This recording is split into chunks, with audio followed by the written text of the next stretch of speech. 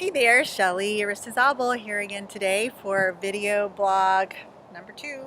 Uh, and today's topic is once again on patience. I clearly have been working on patience for a long time.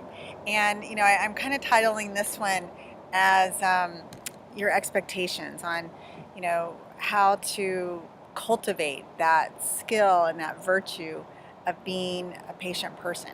So I shared in the book, and we're going to start today on page 197. And this was, again, 7 days of tips on how to cultivate patience in your life. Hope you enjoyed the other day about just patience as a virtue. So here's what I wrote.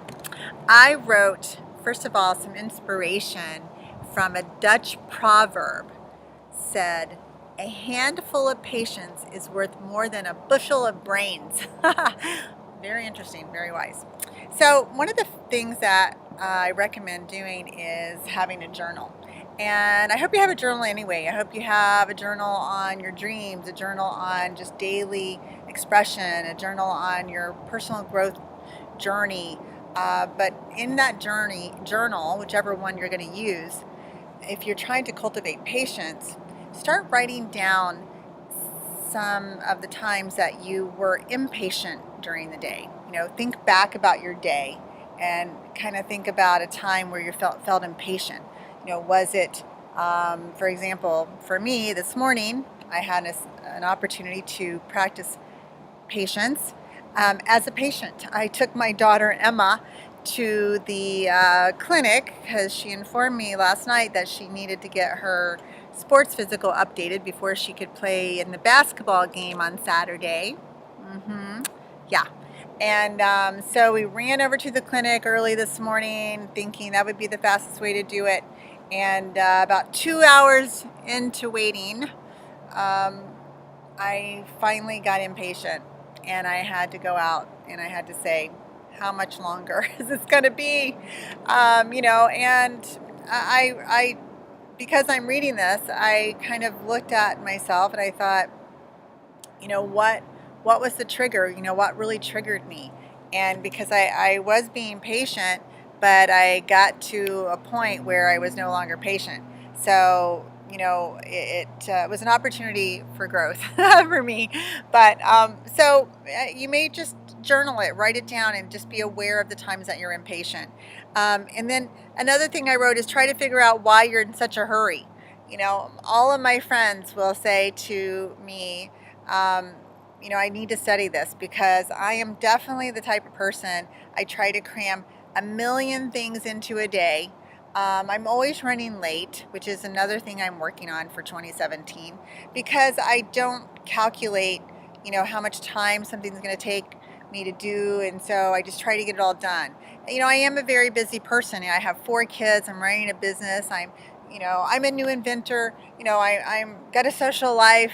I'm dealing with a lot, and I don't mind that. I get things done, but it's part of, I kind of looked at the fact that I can do that. I'm not patient, so I get things done, but I'm just switching the way I look. So I'm evaluating my time management skills as well.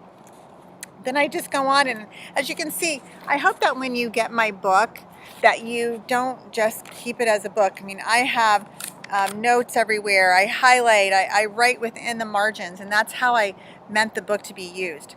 But, once you can pinpoint some triggers, when you feel yourself getting impatient, sometimes for me, the impatience comes out as being like frustrated, even angry, I can call it that.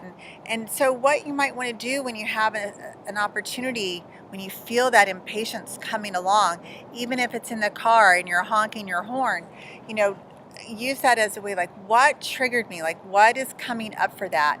And simply just maybe sit for a second, with that emotion, the feeling, that you have, and try to figure out where it's coming from and maybe how you can handle it differently, right? Instead of honking the horn and yelling, you might just say, hey, I'm going to turn the radio to a different song. There's absolutely nothing I can do about this traffic, so there's no reason for me to get upset or get impatient.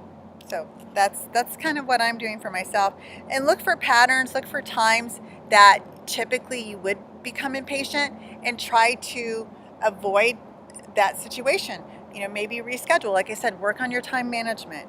Um, and try to let go of some of those things that are gonna trigger impatience. And one thing that I've always said, and I say this a lot to myself and to my kids, the one thing about um, making some decisions about what's important to you, and that's another thing I wrote about, is try to figure out, what is important to you and what you're saying yes to.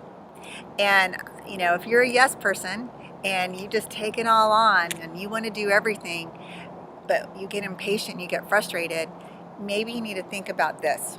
Every time you say yes to something, you're saying no to something else, right? Think about it.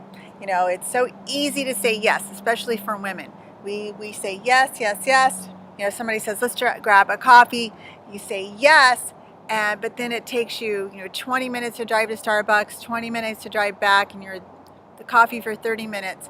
What else could you have done in those 2 hours that could have been towards your goals and dreams? I don't know. I mean, just think about that. So when you're about to say yes to something, think about what you're saying no to. So then maybe you'll say yes to your goals and dreams and what's important to you. So it's incredible how fast the time goes when you're video blogging, when you're someone like me who likes to do a lot of talking. So I'm just going to end with that. I'm going to encourage you to order the book. Go to Shelly, Aristizabal.com, hit order the book, and hit the one that's the $10, and then it's $6 for shipping. I'll send you a little journal, and we can go through this together, because I think once I go through the rest of the book, because I'm more than halfway through, maybe I'll just start over and have 52 video blogs. So have a great day. Remember, 2017, this is your year to design and live the life of your dreams. You can do it. Do it with me, and we're going to have a blast. Have a great day.